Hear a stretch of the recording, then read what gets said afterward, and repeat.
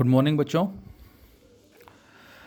बेटा हमने कल स्टडी किया था कि हम किस तरह से वेक्टर्स को ऐड कर सकते हैं, that is general rule for addition of vectors, जिसमें हमने हेड टेल कम्बिनेशन के बारे में बात की थी हमने। और जब दो से ज़्यादा वेक्टर हैं और उनके बीच में कुछ ना कुछ एंगल भी है तो उसके बारे में भी हमने बात की थी। And now we have the two important concepts of vector algebra and which produces the same result. बच्चों हमारे पास दो इंपॉर्टेंट रिजल्ट है बेटा, जिसमें हम ट्राइंगल लॉ की हेल्प से वेक्टर्स को एडअप करेंगे, as well as parallelogram law of vector addition जिसका नाम है, उसकी हेल्प से भी हम, मतलब पैरेललोग्राम लॉ के कॉन्सेप्ट को यूज़ करके भी हम वेक्टर को ऐड करेंगे यहाँ से।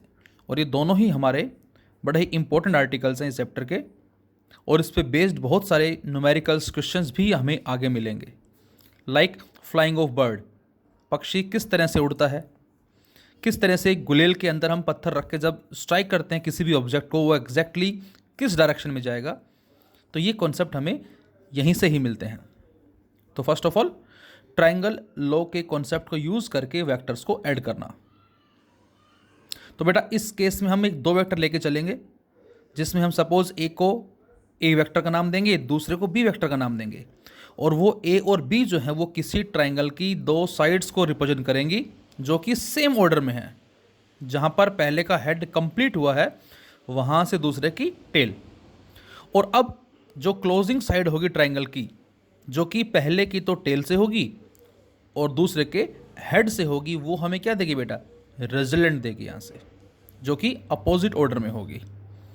तो first of all the statement of triangle law, according to this law, if two vectors are represented both in magnitude and direction by the adjacent sides of a triangle taken in the same order, same order क्यों कहा बेटा, in this way, जहां पहले का head complete हो रहा है वहां से दूसरे की tell, then their resultant is completely given in magnitude and direction by the closing side of the triangle in opposite order. तो अब जो क्लोजिंग साइड होगी ट्राइंगल की, जो अपोजिट ऑर्डर में है, वो हमें क्या देगी बच्चों, इसका रिजल्टेंट देगी। अब जरा सभी ध्यान से देखें डायग्राम को। तो बेटा यहां से हमने वेक्टर लिया ए, जिसको हमने ओ के का नाम दिया, and the second one is O M, sorry K M, this is the K M, इसको हमने वेक्टर बी का नाम दिया।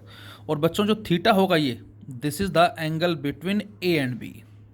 कुछ बच्चे ये एंगल मानते हैं, नहीं ये वाला होगा। ये डायरेक्शन किसकी है बच्चों, ए की है, और ये डायरेक्शन किसकी बेटा, बी की है। तो ये जो एंगल होगा ये कहलाएगा हमारा ए और बी के बीच का एंगल।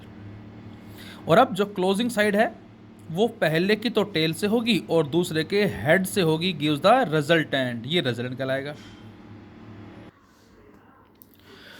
तो बेटा यहां से जरा ध्यान से देखें, और ये जो है जो कि हमने रिजल्टेंट वेक्टर का नाम दिया है, we have to find out the magnitude and direction of resultant vector।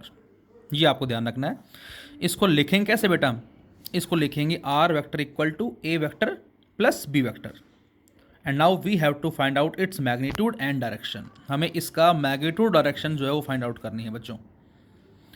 अब यदि सपोज b वेक्टर हमारा जो आपको डायग्राम में कुछ ऐसे नज़र आ रहा है, ये बेटा ऐसे ना होके सपोज करें b वेक्टर कुछ ऐसे होता नीचे की तरफ, तो इस थीटा पे क्या इफेक्ट पड़ता, तो आंसर थीटा कम हो जाता। उस केस में ये हमारा बी कहलाता। आर कौन सा होता बच्चों, आर होता यहाँ से और यहाँ तक, ये वाला आर और नीचे की तरफ हो जाता। तो ये बीटा भी क्या होता, और डिक्रीज हो जाता। मतलब कहने का ये है कि जब हम थीटा को डिक्रीज करते हैं तो बीटा डिक्रीज होगा। इसी बी वेक्टर को ऐसे ना लेके मैं ऐसे ले लेता, एग्जैक्ट परपेंडिकुलर इस ए के ऐसे, तो उस केस में ये हमारा होता आर वेक्टर। बीटा क्या हो जाता बेटा, बीटा और बढ़ जाता। तो इसका मतलब हम ये बोल सकते हैं कि जो यहाँ से जो स्लोप है दिस वन, ये लगातार वेरी कर सकता है डिपेंडिंग अपॉन थीटा, और इसके हिसाब से हमें पता लगेगा क्या कि बीटा बढ़ रहा है या घट रहा है। तो उसके हिसाब से हम आंसर देंगे रिजल्टेंट वेक्टर की डायरेक्शन जो वो क्या होगी। तो यहाँ दो वेक्टर हैं फिर से, जिसको हमने ए वेक्टर और बी वेक्टर का नाम दिया, ओ के एंड के एम, जो कि ट्राइंगल की दो साइड्स को रिप्रेजेंट कर रहे हैं, और दोनों सेम ऑर्डर में हैं।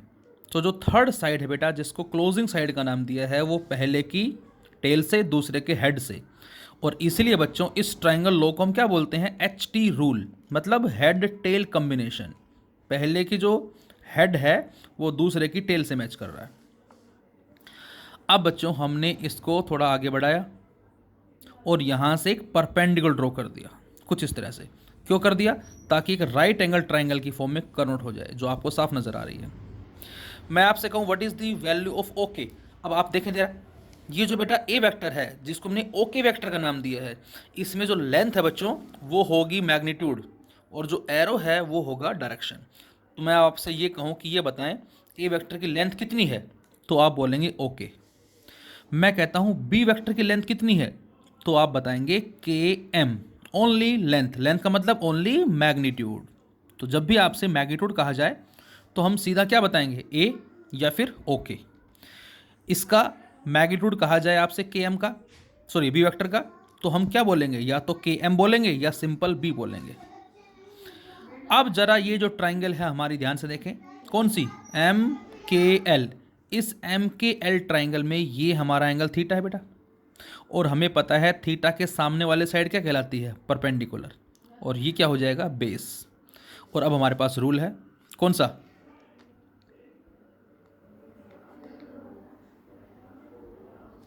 P B P by H H B, Pandit Badri Prasad हर हर बोले, जो भी आप यूज़ करते हैं। तो यहाँ से P बाई एच, मतलब ये साइड और ये साइड का जो रेशियो होगा बेटा वो क्या होगा, साइन थीटा। इसका मतलब एम एल अपॉन के एम, जो मैंने फिलहाल यहाँ लिखा है, एम एल अपॉन के एम, ये बराबर किसके होगा, साइन थीटा के बराबर होगा, एम एल अपॉन के एम साइन थीटा। तो एम एल कितना आ जाएगा, एम एल आ जाएगा के एम साइन थीटा। और के एम की लेंथ कितनी है बच्चों, सॉरी बी वेक्टर की लेंथ कितनी है, बी, जिसको हम के एम बोल रहे हैं। तो जो के एम है बेटा ये बी को रिप्रेजेंट कर रहा है, तो एम एल जो होगी साइड, उसको हम बी साइन थीटा का नाम दे सकते हैं। फिर से ये जो ट्राइंगल हमारी, इसमें ये वेक्टर बी है बेटा, जिसमें हम कह सकते हैं कि जो के एम है इसकी लेंथ बी होगी, और हमने पी बाय एच का रेशियो कैलकुलेट किया, जो साइन थीटा आया, और जो एच है उसकी लेंथ है बी, तो यहाँ से एम एल की वैल्यू आ गई बी साइन थीटा। इसी ट्राइंगल से सेम ये बेस है के एल अपॉन के एम, बच्चों ये क्या आ जाएगा, कोस थीटा। तो के एल कितना आ जाएगा, के एल आ जाएगा के एम कोस थीटा, और के एम कितना है फिर से बी, तो के एल की वैल्यू आ जाएगी बेटा बी कोस थीटा। तो यहाँ से हमें पता लग गया बच्चों, क्या, यदि ये वेक्टर हमारा बी है तो ये जो साइड कहलाएगी इसको बोलेंगे बी कोस थीटा, ये साइड कहलाएगी बी साइन थीटा। यदि बी की जगह हमारा ये एफ वेक्टर होता तो इसको बोलते एफ कोस थीटा और इसको बोलते एफ साइन थीटा, जो भी है उसके हिसाब से। तो यहाँ से A vector, B vector, theta is the angle between A and B, this is R vector, and this R vector that is resultant vector makes an angle beta with direction of A. So हमने इसको right angle triangle बनाने के लिए क्या किया, इसको आगे बढ़ाया और यहाँ से परपेंडिकुलर ड्रॉ किया बेटा। ये वेक्टर बी है तो ये आ जाएगा बी कोस थीटा और ये आ जाएगा बी साइन थीटा। और अब आप बताएं पाइथागोरस को यूज़ करके, क्या हमें पता है बेटा, इसका स्क्वायर प्लस इसका स्क्वायर बराबर किसके होगा, इसके स्क्वायर के। तो यहाँ से हमने वही लिखा है, using Pythagoras theorem in O L M, जिसमें ओ एम का स्क्वायर बराबर किसके होगा बेटा, बोलो, दैट इज ओ एल का स्क्वायर प्लस एल एम का स्क्वायर। और यहाँ से ओ एम कितना है, the value of O M. अब ओ एम की लेंथ कितनी है बेटा, ओ एम की लेंथ है आर, आर बोलेंगे इसको हम, आर का square equal to O L का स्क्वायर। बच्चों अब ओ एल जो है वो ये है, और इसको लिख सकते हैं हम ओ के प्लस में के एल। जो ओ एल है इसको बेटा ओ के प्लस के एल भी लिख सकते हैं, का स्क्वायर प्लस एल एम का स्क्वायर। अब ओके की लेंथ कितनी है यहाँ से यहाँ तक, तो आंसर ए लिख दिया। के एल की लेंथ कितनी है, तो आंसर बी कोस थीटा लिख दिया, का स्क्वायर प्लस एल एम कितना है बेटा, एल एम है बी साइन थीटा, तो बी साइन थीटा का स्क्वायर। तो अब हम इसको ओपन करें तो ये बन जाएगा A plus B cos theta का square, that is A square plus B square cos square theta plus 2ab cos theta. A plus B का होल स्क्वायर की तर्ज पे हमने इसको ओपन कर लिया, और plus B square sine square theta. और बच्चों यहाँ से कॉमन क्या आ जाएगा, बी स्क्वायर, और अंदर क्या बन जाएगा 1। तो यहाँ से हमने अंदर cos square theta plus sine square theta 1 बन जाएगा। तो ये आ गया finally R square equal to A square plus B square plus 2ab cos theta. ये बच्चों हमारे पास आ गया रेजल्टेंट वेक्टर का मैग्नीट्यूड। और डायरेक्शन मैंने बताया अभी आपको क्या, कि जो रेजल्टेंट वेक्टर है बेटा आर, हमने माना कि ये बीटा एंगल बना रहा है डायरेक्शन ऑफ ए के साथ। तो यहाँ से जो स्लोप होगा दैट इज tan बीटा जो होगा वो कितना होगा, इस ट्राइंगल से, इस ट्राइंगल से tan बीटा क्या आएगा, परपेंडिकुलर जो कि बी साइन थीटा है अपॉन बेस जो कि OL है, और OL कितना होगा ओके प्लस KL। ओके कितना है A, KL कितना है B कोस थीटा। तो tan बीटा कितना आ गया, B sine theta upon A plus B cos theta. तो यहाँ से tan बीटा की वैल्यू आ जाएगी B sine theta upon A plus B cos theta. तो ये बच्चों आ गया हमारा मैग्नीट्यूड, और ये बेटा इसकी direction. And this is known as triangle law of vector addition. Triangle के कॉन्सेप्ट को यूज़ करके हमें वेक्टर्स को एडअप करना है। जब कभी भी वेक्टर्स के बीच में एक सूटेबल एंगल है तो उसके बिहाफ पे हम इस फॉर्मूले की हेल्प से और इसकी हेल्प से मैग्नीट्यूड और डायरेक्शन को फाइंड आउट कर सकते हैं।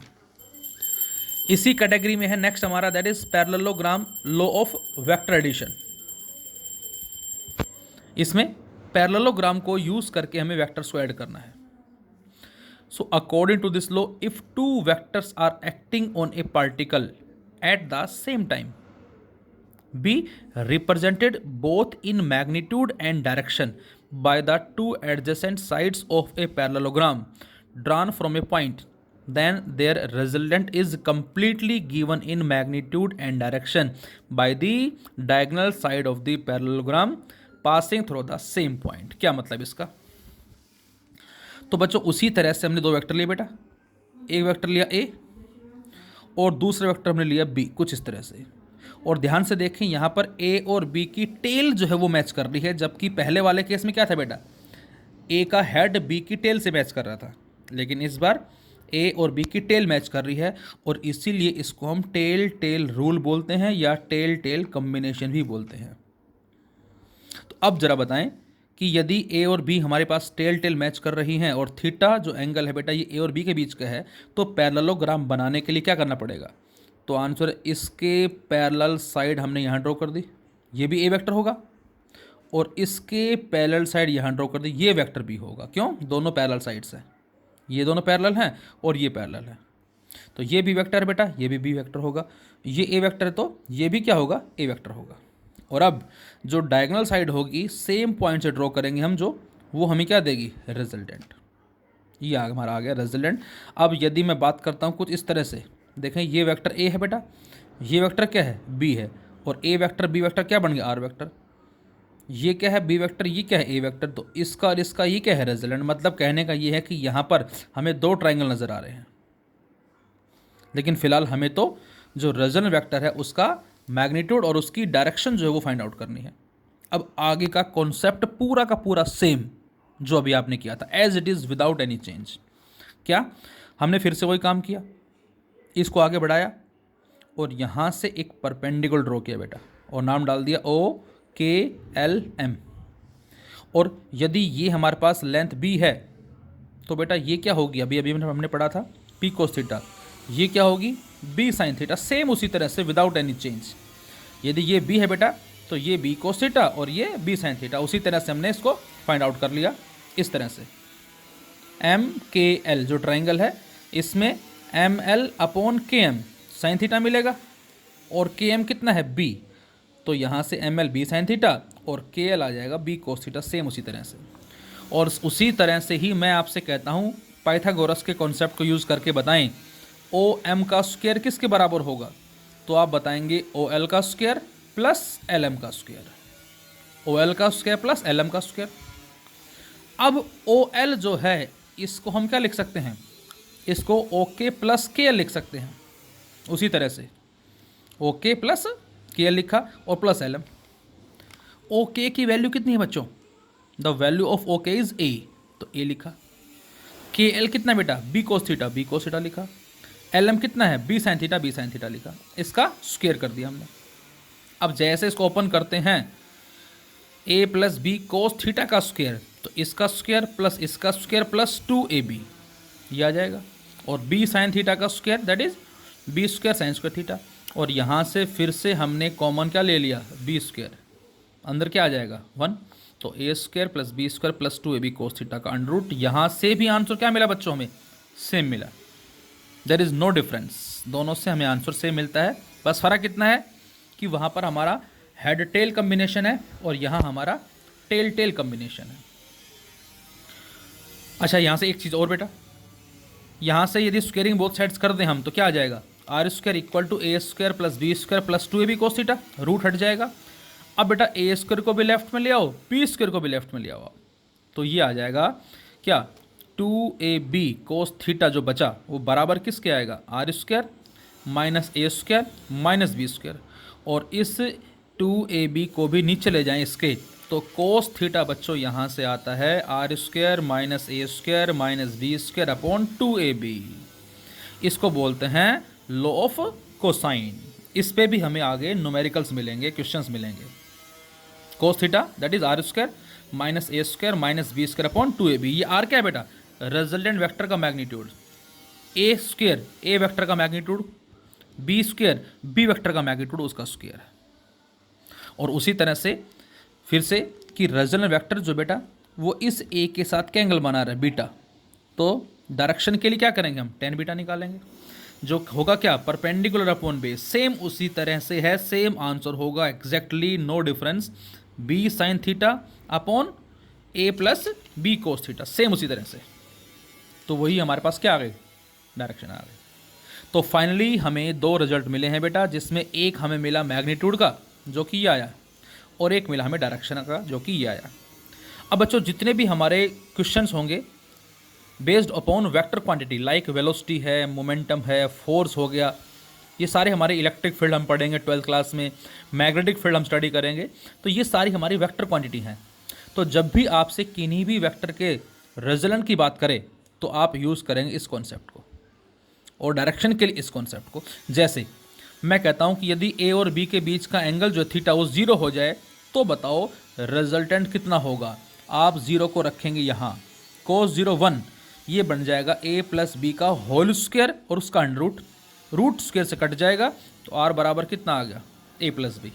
और मैं कहता हूँ a और b दोनों बराबर हैं, तो r बराबर 2a या 2b, ये कहलाएगा उसका रिजल्टेंट। किसी ऑब्जेक्टिव फोर्स लगाया 5 न्यूटन, उसी पे एक फोर्स और लगाया वो भी 5 न्यूटन, दोनों सेम डायरेक्शन में है, तो अब हमारा आंसर होगा नेट फोर्स 10 न्यूटन लग रहा है उस पर, इस तरह से। अच्छा, यदि थीटा की वैल्यू 90 डिग्री है तो बेटा 90 पुट कर दें हम यहाँ, कोस 90 0, सारा 0 हो जाएगा, ये बचेगा ए स्क्वायर प्लस बी स्क्वायर का अंडर रूट, और ए और बी बराबर हैं, तो a square plus a square 2a square, और रूट से बाहर निकालते ही रूट 2 आ जाएगा। 120 डिग्री है बेटा, तो पुट करेंगे हम कोस 120।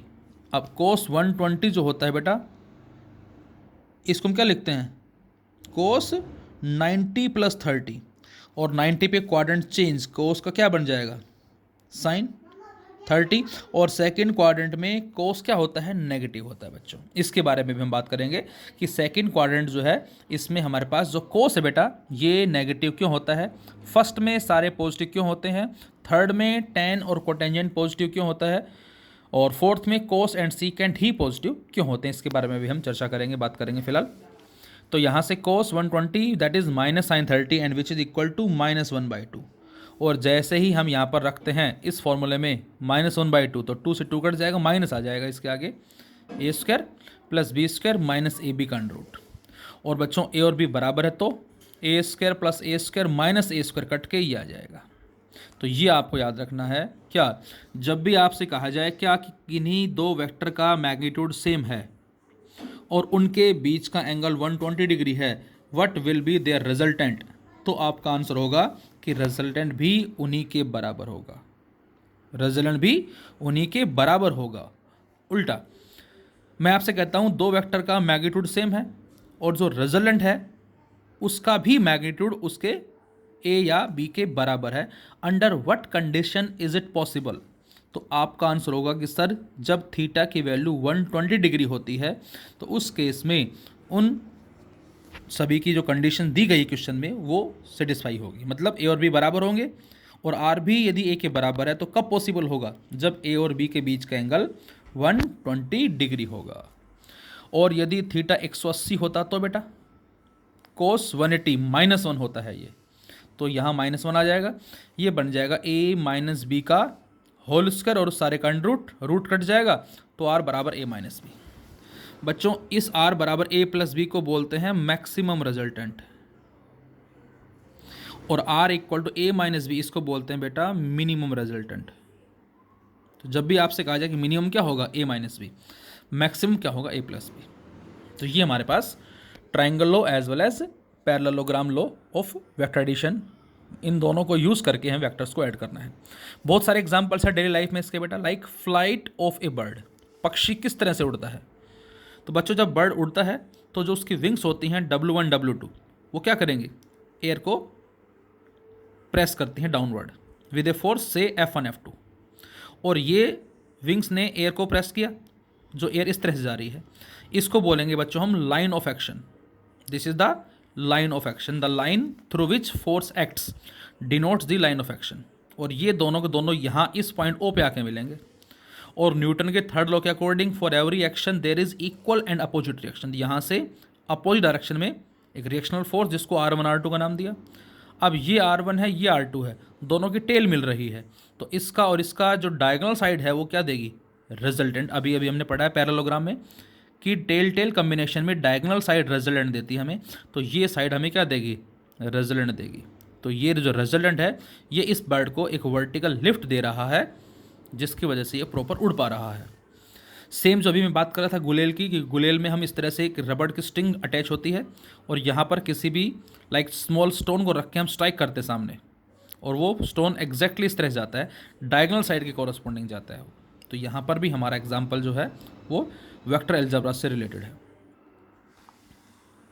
इसमें हमने अभी अभी पढ़ा लॉ ऑफ कोसाइन, इसमें बच्चे लॉ ऑफ साइन हो रहा था हमारा, इसको फिलहाल मैंने नोट 2 का नाम दिया। वही सेम डायग्राम है, O K M same as it is, vector A vector B, इसको आगे बढ़ाया, थीटा एंगल है, ये क्या होगा बी कोस थीटा होगा हमारा, this one is B cos theta and this one is B sine theta.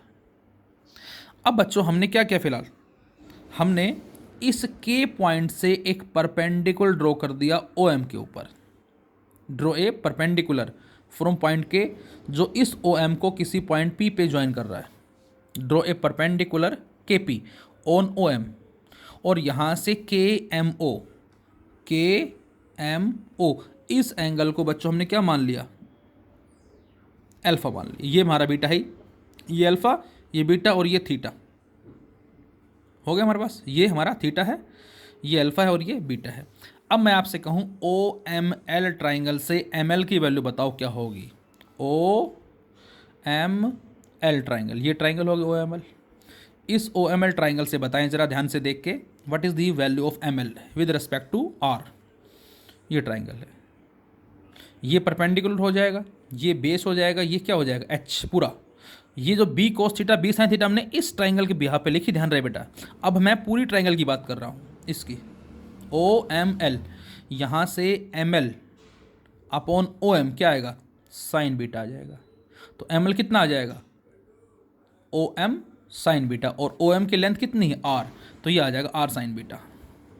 तो ये कितना आ गया हमारा, आर साइन बीटा आ जाएगा, किससे, from triangle O M L से।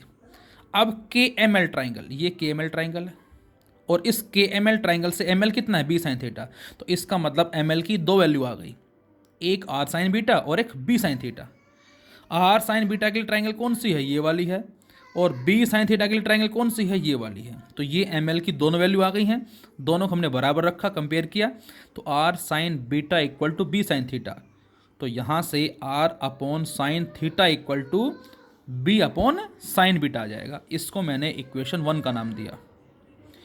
सिमिलरली के पी, अब जरा देखें ध्यान से के पी को, इस ट्राइंगल में आ जाए जरा, ये ट्राइंगल के ओ पी ट्राइंगल में बीटा एंगल है, इस बीटा के सामने वाली साइड क्या कहलाएगी, परपेंडिकुलर, ये क्या हो जाएगा, बेस ओ पी, और ये हमारा एच।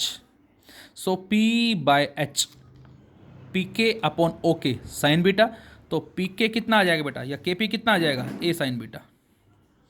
और इसी तरह से के पी की वैल्यू जो होगी इस ट्राइंगल के रेस्पेक्ट में बच्चों, ये अल्फ़ा है, अल्फ़ा के सामने परपेंडिकुलर है, ये बेस है, ये एच है, तो यदि हम इस पी के की वैल्यू या के पी की वैल्यू इसके रेस्पेक्ट में निकालते हैं तब तो हमें मिलता है ए साइन बीटा, और यहाँ पर इसके रेस्पेक्ट में निकालते तो ये मिलता है हमें बी साइन अल्फ़ा। तो जैसे एम एल की 2 वैल्यू आई, उसी तरह से के पी की वैल्यू हमने एक इसके रेस्पेक्ट में फाइंड आउट की और एक इस अल्फ़ा के रेस्पेक्ट में फाइंड आउट की, और दोनों को कंपेयर किया, तो कंपेयर करते ही मिला a sine beta equal to b sine alpha, और यहाँ से ए साइन अल्फ़ा बराबर किसके आ जाएगा, B upon sine beta, equation second.